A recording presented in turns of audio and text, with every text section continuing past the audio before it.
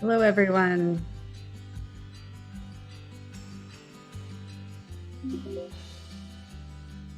There's 181 people connected so far. That's great.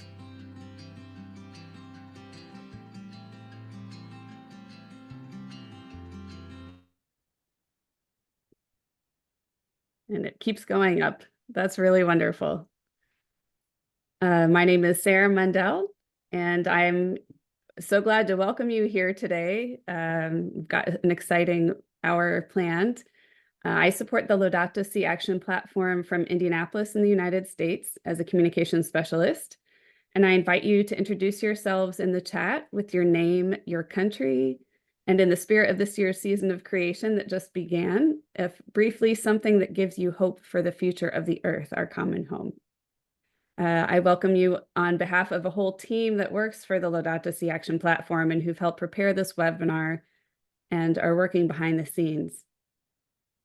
The platform is a project of the Vatican's Dicastery for Promoting Integral Human Development, with the support of the Laudato Si movement as its global operational partner. And we are grateful for so many organizations and individuals from around the world that are working with us to foster a culture and practice of integral ecology. The platform is inspired by Pope Francis's encyclical letter, Laudato Si, on care for our common home. Laudato Si means praise be to you in the Italian dialect used by St. Francis in his Canticle of Creation.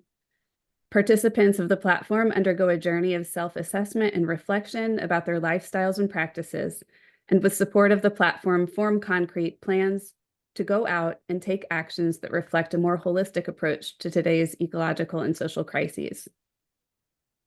Our participants, including many of you joining us today, come from a variety of sectors, from individuals and families to dioceses and parishes, religious communities and congregations, schools, parishes, healthcare institutions, economic entities, and various groups and organizations.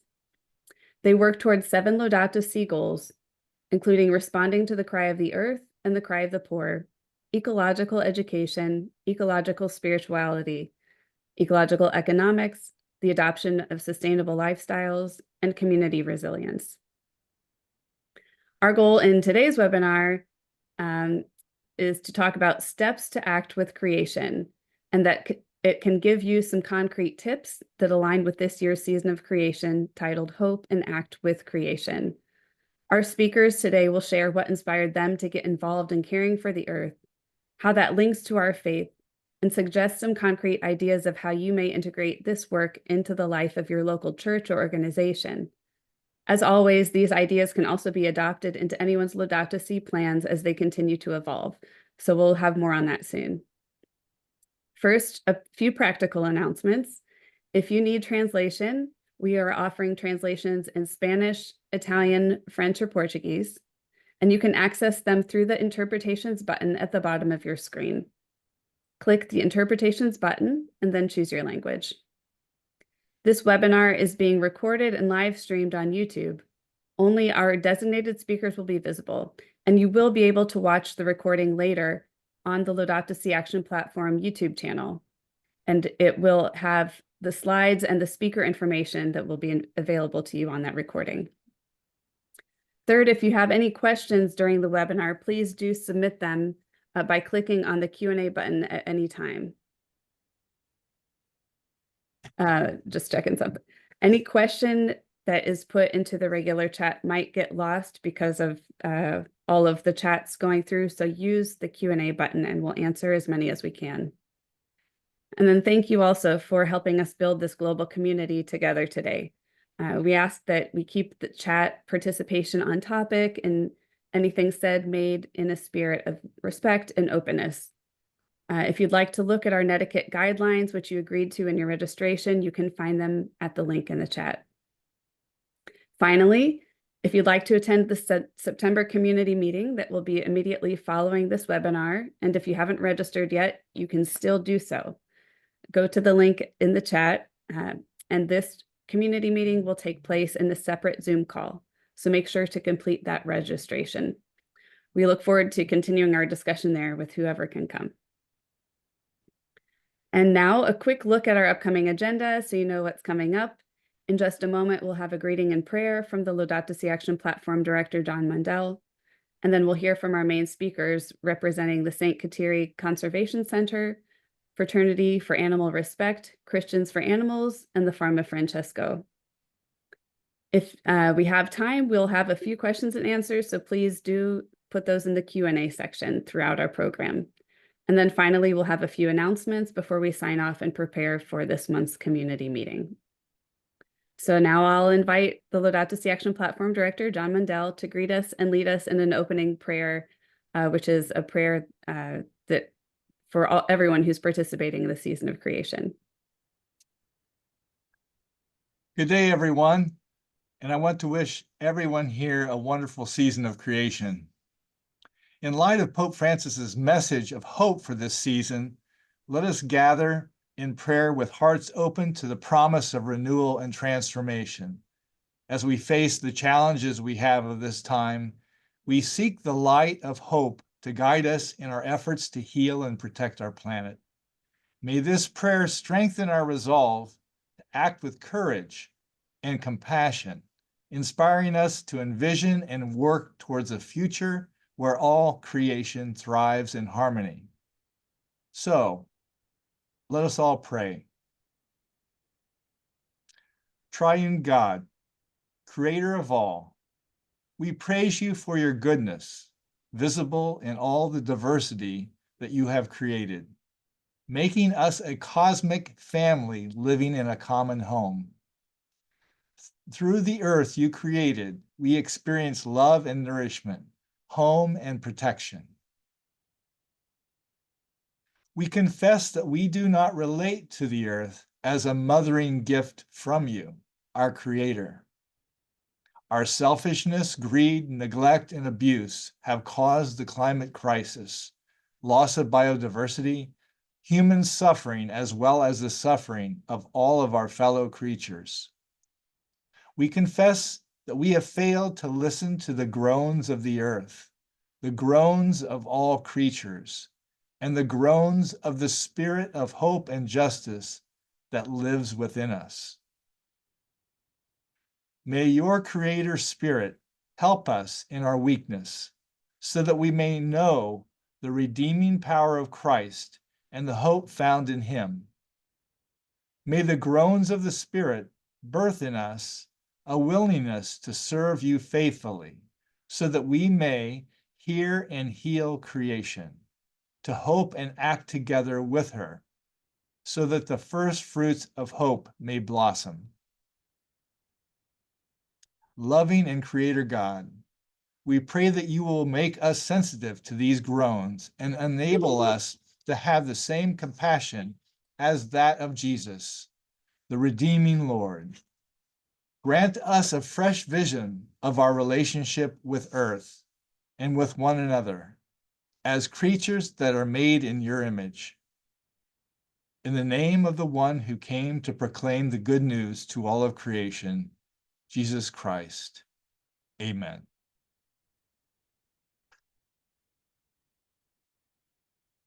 Thank you for sharing that prayer. We all know that humanity's destructive actions have created big challenges, including, as in the prayer said, the climate crisis, the loss of biodiversity, and the human suffering that comes from ecological degradation. Our speakers today represent three pathways through which we can take steps to act with creation as a positive response: land conservation, care for animals, and sustainable agriculture. The message for this year's season of creation reminds us that to hope in a biblical context does not mean to stand still and quiet, but rather groaning, crying, and actively striving for new life amidst the struggles. So you'll hear how our panelists are committed to facing today's ecological challenges head-on, and with great trust in God are acting with creation to protect our earth and all it holds. I'm excited to introduce them to you. First, we have Kat Henke and Bill Jacobs from the St. Kateri Conservation Center in the United States. Bill founded the center in 2000, and with over 30 years experience in ecology, land conservation, and organizational management, now serves as its senior ecological advisor. Kat has a master's of environmental management in ecosystem science and conservation, and is the center's current executive director, spatial ecologist, and GIS coordinator.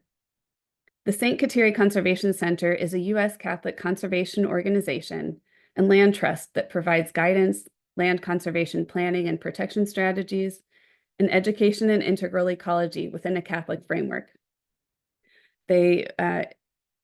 Individuals, parishes, and schools are encouraged to register their backyards and their church and school lands as protected habitat space. And the center also prioritizes relationships with local Indigenous communities and acquires land to protect it. So we'll hear from them soon. Next, we have two passionate advocates for the care of animals, Estela Torres and Barbara Niechwiecka. Estela is originally from Mexico, now living in France, and has been the president of Fraternity for Animal Respect in France since 2016. Barbara is from Poland and leads the group Christians for Animals Poland. She is a Laudato Si animator and heads the Care for Creation team for Congress of Catholics in Poland. The Fraternity for Animal Respect strives to recognize animals as beloved creatures of God and works to promote a positive theological approach to animals in order to improve how they are treated. Christians for Animals is a group of Catholics who recognize that human welfare and animal welfare are profoundly connected, and that our faith calls us to take care of all sentient beings and advocate for their right to live in accordance with their natural needs and free from suffering at the hands of human beings. Both organizations want to work with others who believe that caring for animals is essential for our care for all creation and life on Earth. Then last but not least, I'd like to introduce Maria Virginia Solis Juanish, who is an Argentinian social entrepreneur who works in sustainable agriculture as the co-founder and co-CEO of the Farm of Francesco. She's also been a member of the Laudato Si Action Platform's economic sector since the platform began. The Farm of Francesco began in 2021 during a meeting of Pope Francis with young entrepreneurs, academics, and changemakers, calling them to give a new soul to the economy.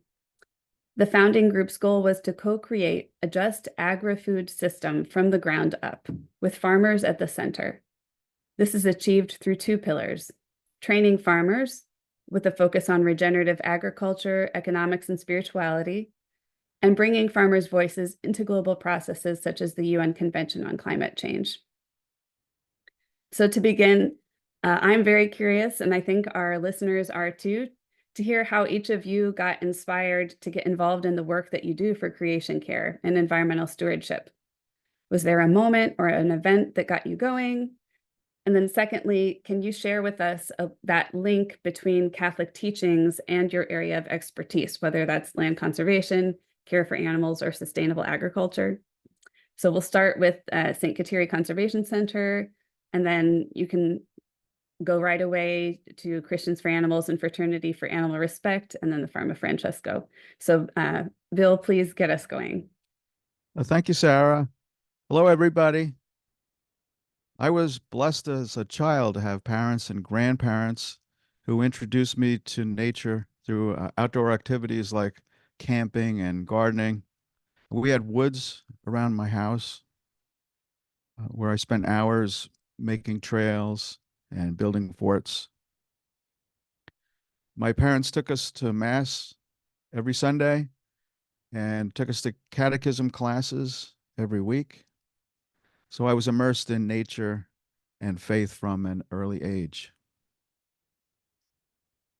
Trees in particular were fascinating to me, and they still are. Tall, strong, steadfast, yet also very quiet. And for me, trees reflect the image of God, strong, steadfast in love and mercy, and also speaking to us much of the time very quietly. My love for trees led me to go to forestry school and earn a master's degree in forestry. I later worked for a national nonprofit conservation organization whose goal was to preserve all life on Earth. And I thought, wow, all life on Earth, that's quite a task. But I soon realized that science and human effort alone were not going to be successful. that we needed to have some reference to God, our creator. So I turned to the Bible for answers, and I discovered that our real problem is sin, which breaks our relationships with God, with each other, and with the whole of creation. So my first steps in environmental stewardship involved listening to God through people and through nature, and learning from the Bible and church teachings. About almost 25 years ago, I shared some of the church quotes and writings that I had learned from on a website, and that was the beginning of the St. Kateri Conservation Center. Recently, Kat and I wrote a book for children called God Made That, which is set to be published next year by Pauline Books and Media. So we're very grateful to them to help us get the word out. And I'll pass it over to Kat. Thank you, Bill, and thank you all for having us. Much like Bill, since I was young, I just always loved nature, and I always loved being out in nature and felt a very strong closeness to God through nature. I was raised Catholic, but didn't really have an education in the true depth and tradition of ecology and how it's interwoven into our faith. And so as I got older, while I went into conservation for my career and my day job, the connection between my faith and my professional life was very separate. And so really, for me, I had what you can describe as an ecological conversion in about 2018, after the birth of my daughter. Really started with a revelation, very strong one, while I was driving in my car for work, actually on the way to a meeting. By day, I helped to remove dams for a nonprofit. And so when I was in the car, I started thinking about how much land the church stewards, both the institution, but also people, Catholic people. And I started thinking, how can I use my skills that I do by day to help in the church? And so I actually went home and started Googling Catholic organizations that did conservation work, and the St. Kateri Center was the first one to pop up. And so I sent Bill an email immediately offering to help, and he graciously accepted my offer. But what happened after that was something I didn't expect, really. When I started working with the center, I thought to myself, I should make a St. Kateri habitat. I should do what the center does.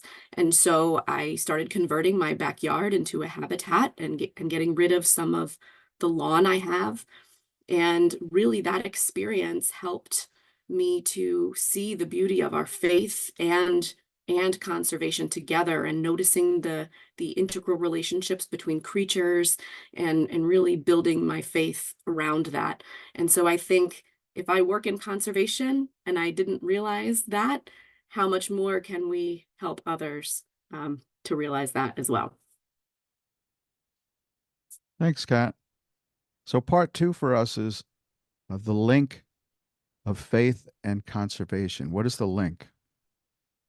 So land conservation involves protecting and managing land to preserve natural resources, ecosystems, and biodiversity for today and for future generations. And this includes protecting land and water, restoring degraded areas, and practicing sustainable and just land uses. Catholics see creation as a gift from God, entrusted to us as its stewards. And from the very first pages of the Bible in Genesis, we're called to cultivate and care for creation. Pope Francis in Laudato Si highlights the importance of land conservation within an integral ecology framework that connects environmental health, social justice, and human well-being. And our Holy Father emphasizes stewardship, ecological restoration, and sustainable practices, linking land conservation to climate change and care for people who are most vulnerable. Land conservation promotes climate resiliency by helping species and ecosystems adapt to and recover from climate change. Spiritually, Catholics can connect with God through nature, inspired by saints like St. Francis of Assisi and St. Kateri. Catholics view the natural world as sacramental, meaning it is a place to encounter God's grace. So by linking faith and land conservation, Catholics fulfill both a practical need and a spiritual calling. Kat?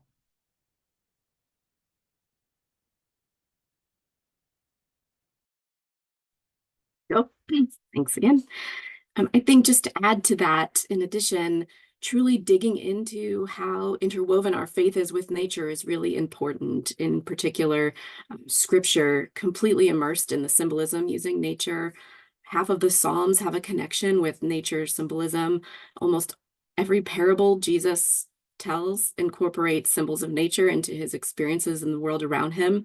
But really, for me, I think linking conservation and our faith went deeper into some of the other writings, mystical writings of St. John of the Cross and others like Thomas Merton's New Seed of Contemplation, really understanding the true depth of how interwoven nature and ecology is with our faith. In addition, the Eucharist being the way that Jesus uses the work of humans as well as natural elements of wheat and grapes to become physically present to us. And the sacrifice of the Mass incorporates the whole of creation. And you can read that in Eucharistic prayers as well. And our liturgy of the hours and the liturgical calendar and how the Feast of John the Baptist is close to the summer solstice, for example, the longest day of the year. So the next day, the light hours literally decrease, as he says, he must increase, I must decrease. So the nature is completely interwoven to the traditions of our faith. And I think when we understand that and we learn that and see how important it is for us to maintain these relationships with creation, because it's just a part of our faith, it's integral. We need healthy ecosystems. And when we see that and we have that ecological conversion, we want to sustain the balance with us and nature. And then we move to the steps of conservation.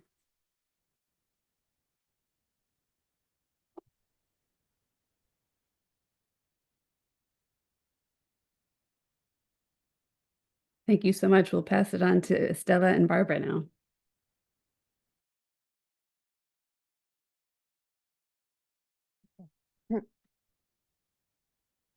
Okay, hello everybody. Thank you for being here.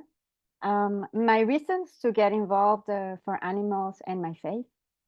Since childhood, I have loved animals and been very sensitive to their suffering. My love for animals was linked to my faith and my love of God. I often prayed for animals, convinced that God cared about them. I started to question this as my church didn't mention them.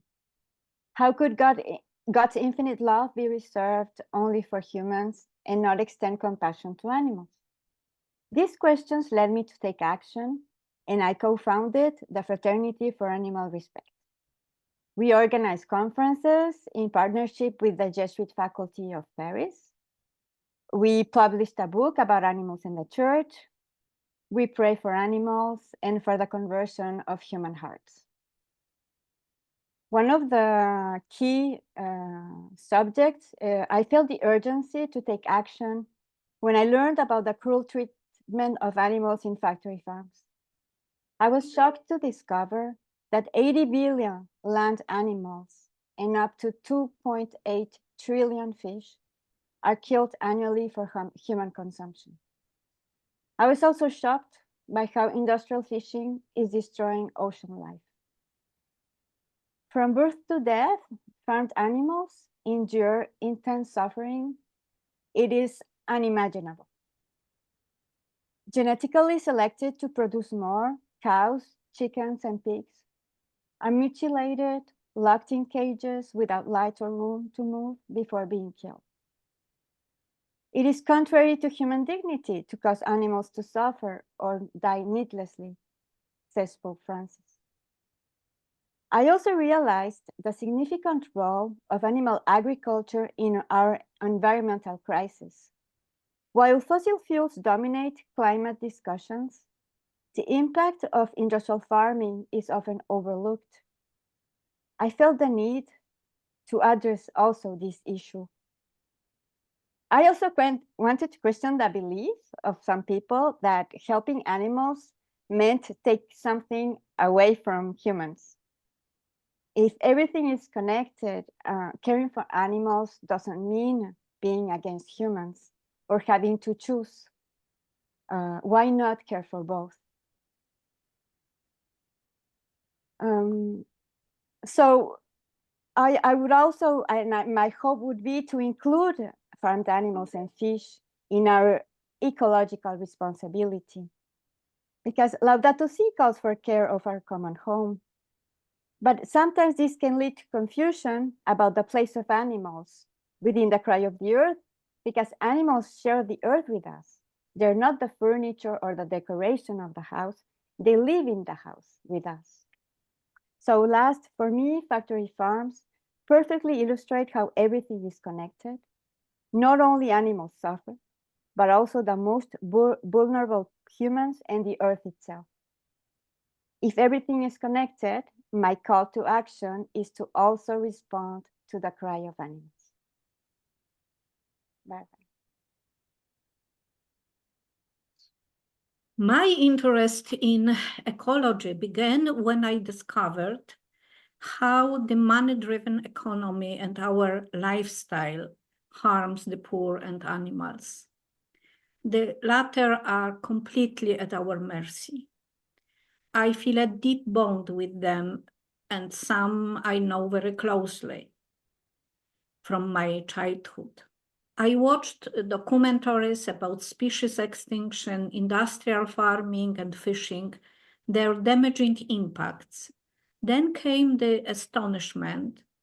Why in the church, where we talk about love, mercy, and care, animals are almost never discussed, even though we know that they feel, think, and suffer? They are the creatures that forever serve our lives and civilization. How we repay for this? I began to study the scripture and the teaching, and I was greatly relieved to find a solid basis for our duty to care for animals. But it is not being taught. Note that when we say care for creation, we usually do not think of other sentient beings, least of the ones we breed. Resources, they neither feel nor suffer. This applies only to us humans and sentient animals, and this is a subject to morality. The appalling suffering that food production causes breaks my heart. I decided to answer this cry. I became vegan to show solidarity. The encyclical was a revelation and a great source of hope. For the first time in my church, I heard that anthropocentrism can be distorted. I joined the Laudato Si movement and the platform. I joined the Christians for Animals group in Poland and various Catholic circles that call for attention, just to call for attention to how we treat animals. I write, speak, and provide workshops, making animal welfare one of the integral ecology challenges. Animals are our neighbors on Earth, and compassion for them is for me the highest level of humanity and proof of loving God. Okay, so now it's the link between faith and caring for animals. There are biblical texts that demonstrate direct links between animals and God and his concern for the animal world. I only have time to give a few examples, but I invite you to explore Christian theologians who affirm that Christians have strong faith-based reasons to care for animals. So one of the reasons that I chose, we believe in a God who created all things and declared them good. We do not pray to the God of only humans, but to the God of all creation. This includes animals. As creatures of God, they have intrinsic value and a place in the world. Animals matter to God. We see in scriptures, from Sabbath rest for animals to Jesus' teachings, where even sparrows receive God's attention. God entrusts humans with a specific responsibility to care for creation, we already heard. Dominion in Genesis once was interpreted as tyranny, now emphasizes stewardship. Isaiah describes a peaceable kingdom of harmony among all creatures.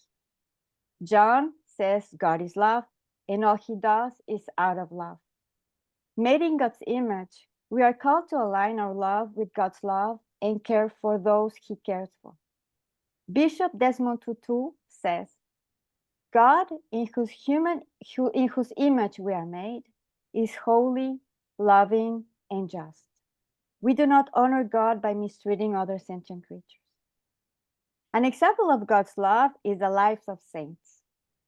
They lived in harmony with animals, reflecting that peaceable relationships among all beings are part of God's will. The purpose, this is an approach from an ethical approach, theological approach. The purpose of animals is to glorify God in their flourishing. Human and animal creatures praise God in their own way, using the unique abilities and gifts God has given them. We read in Psalms. However, and the purpose of animals, however, intensively farmed animals bred for profit cannot flourish in environments that deny their natural behaviors. Chicken and dairy cows are separated from their mothers, deprived of essential bonding. Farmed animals are also deprived of fresh air, social life, and even space to turn around. Industrial farming and fishing prevents animals from praising God in their own way. By allowing this suffering, we humans fail to assume our God-given responsibility to take care of his beloved creation and all creatures.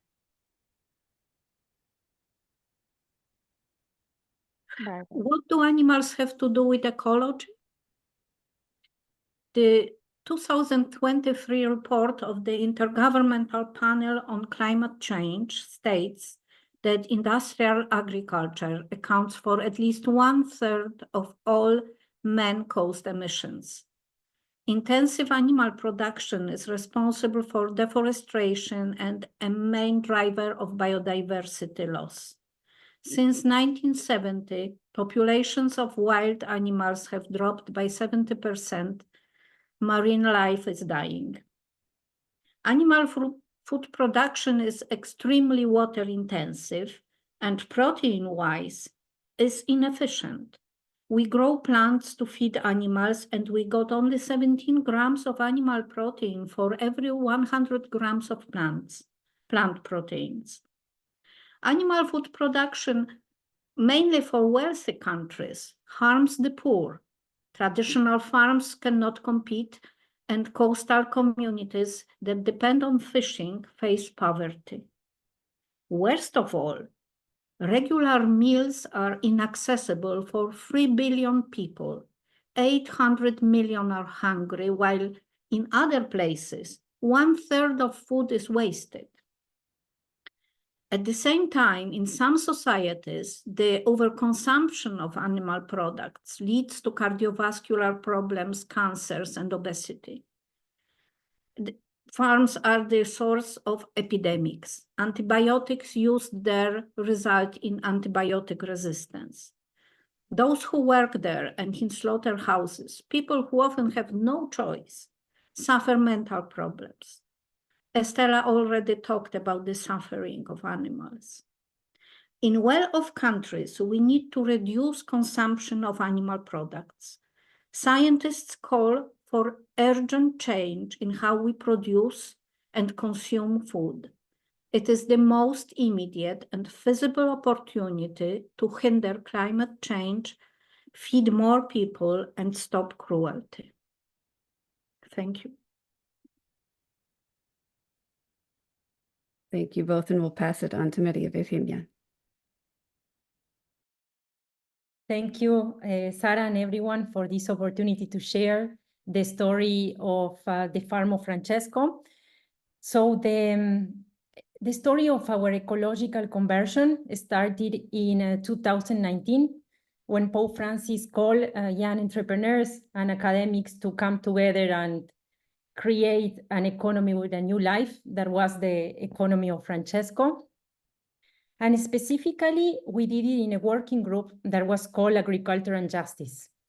All of us coming from different realities, from farming backgrounds, from work connected with agriculture, with one thing in common, that our conversion was called with what we were seeing, with the injustices that we were seeing in agriculture.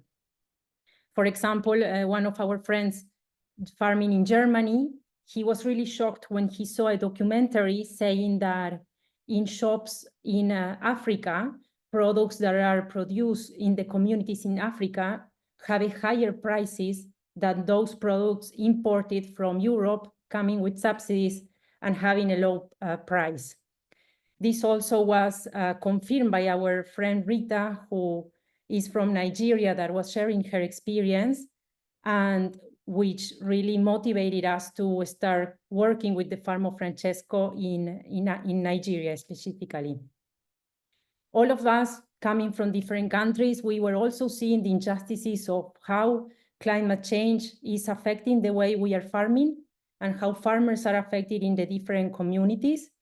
And this really was showing us that there are different practices in agriculture that can really put that ecological conversion in our heart into practice and actually being able to mitigate these effects of climate change and spread this news and get more farmers to do a better way of farming and agriculture. Which connects with my second part that I wanted to share with you, which is the connection and the link between faith and sustainable agriculture. First, I would like to say that sustainable agriculture, or what we work that is regenerative agriculture, is working in a way that is collaborating and one with the ecosystem. And that's why I want to share a reflection with you of three symbols that are very present in regenerative agriculture, but also are very present in our scriptures, which are soil, bread, and farmer. Soil appears, as it was mentioned by my colleagues before, in the Genesis, in creation, when God grabs dust, that for us in regenerative agriculture, dust is soil that still doesn't have life. So dust converted with life becomes soil.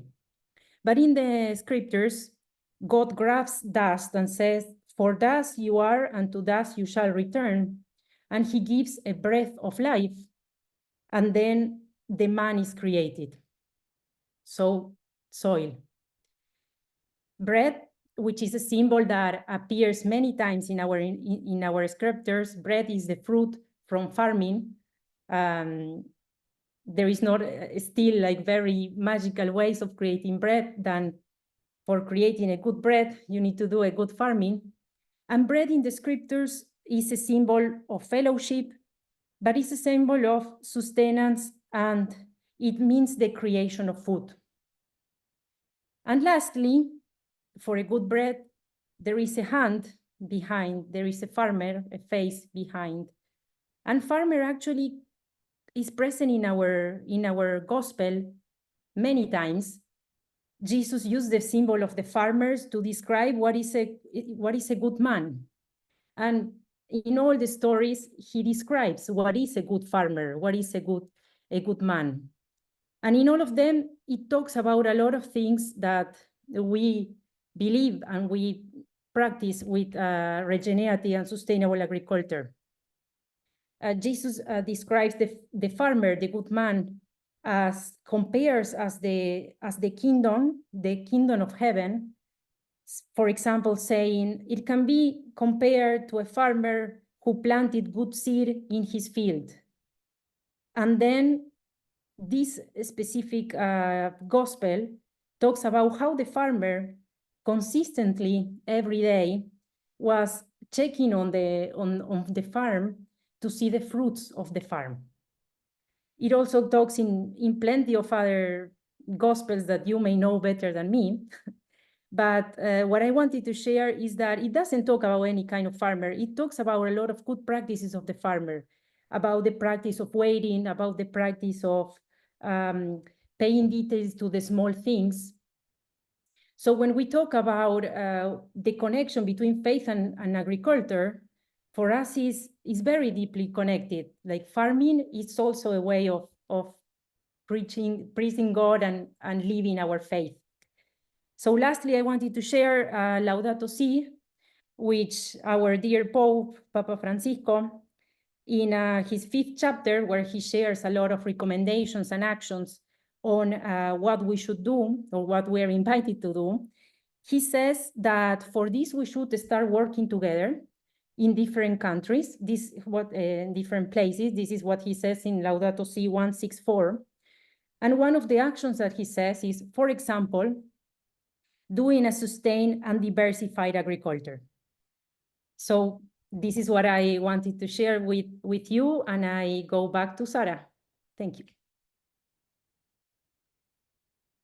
Thank you. Thank you, all of you. Wow.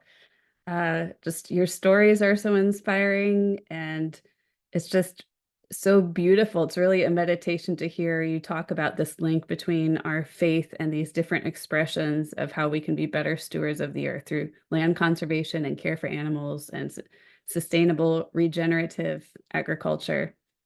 It's really part of our Christian vocation. So thank you. Another question we have, because many of our participants who are also online today are working on developing their Laudato Si plans and putting them into practice. Do you have some tips and suggestions that you can share of how your area of expertise can be brought into the life of the local church, in the life of the families and religious communities or schools or other organizations? So we're running a little behind, so I'll ask you to be very concise and perhaps even a little shorter than you planned. Bill, we'll start with you.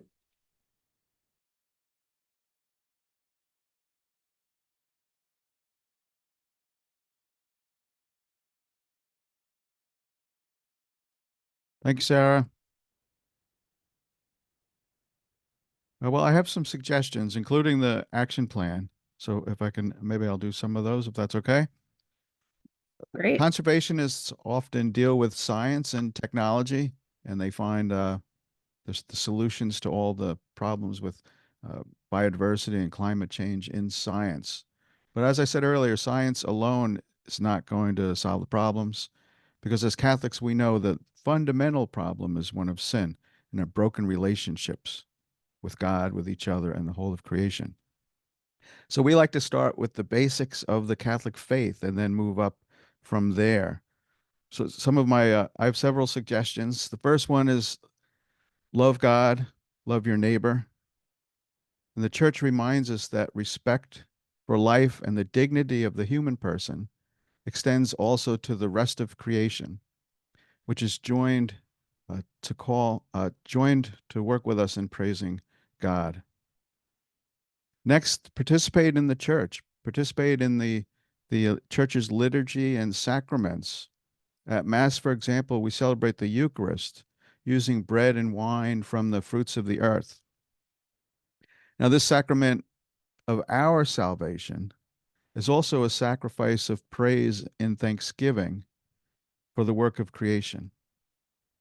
And then at baptism, we use water, and the use of water reminds us of our duty to honor and protect the sources of clean water.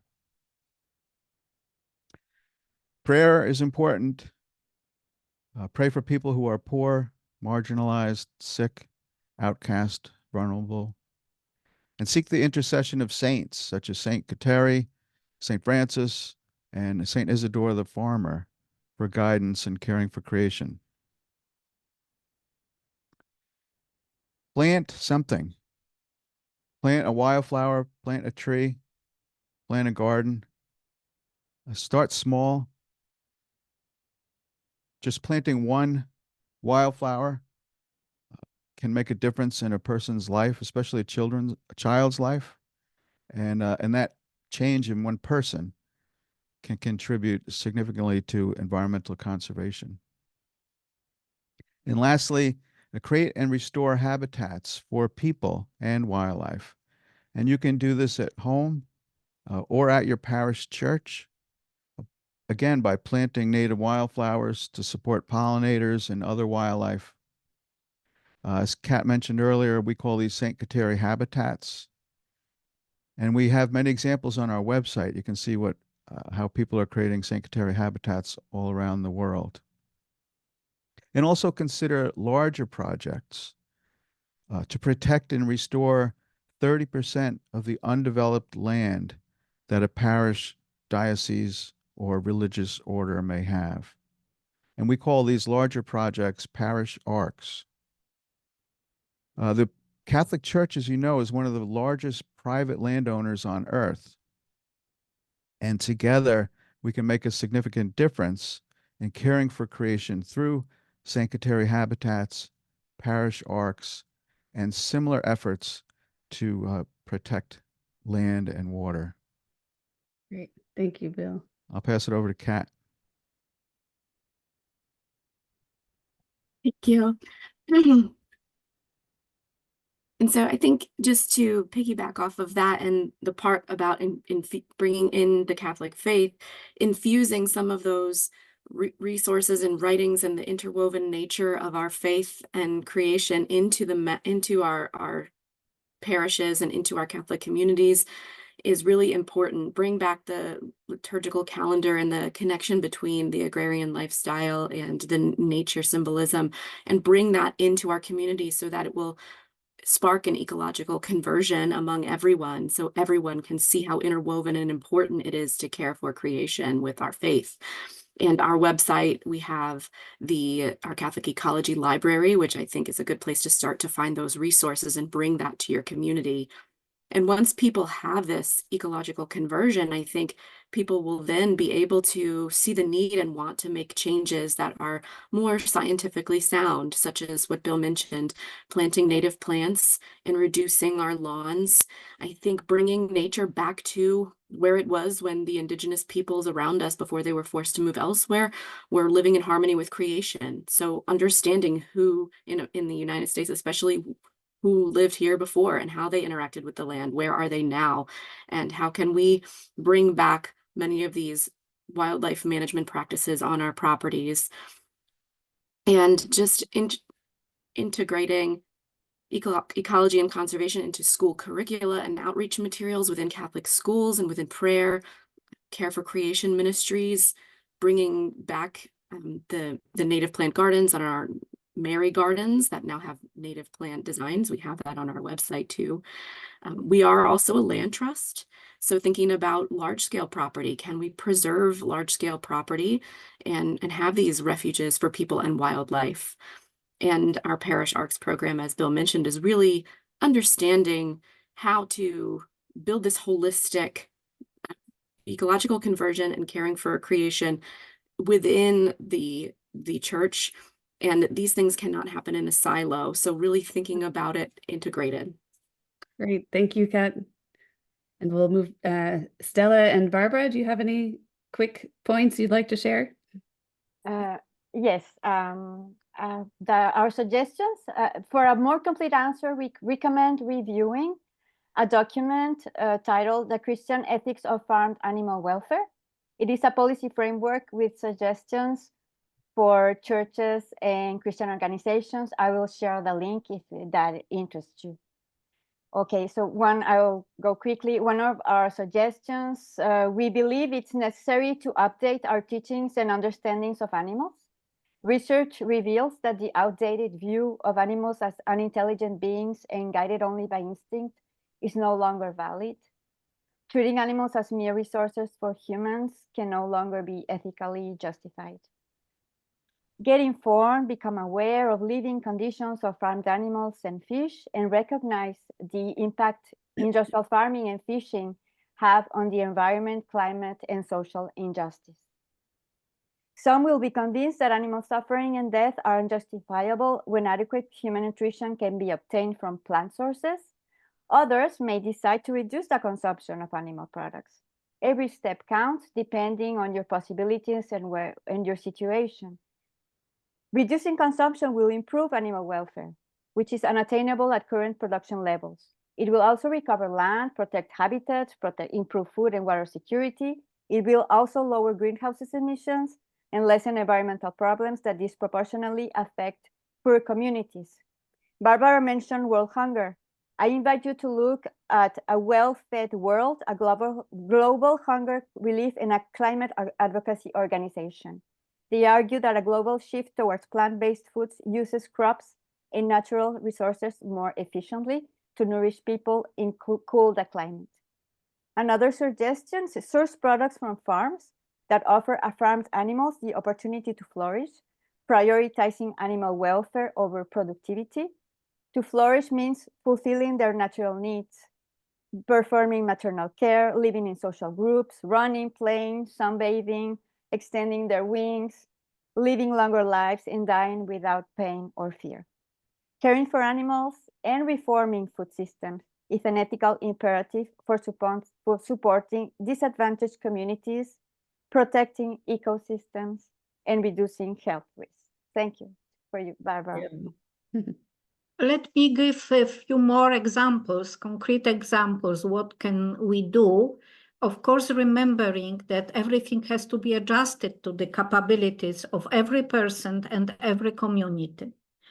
Everyone definitely can avoid wasting even a single gram of food.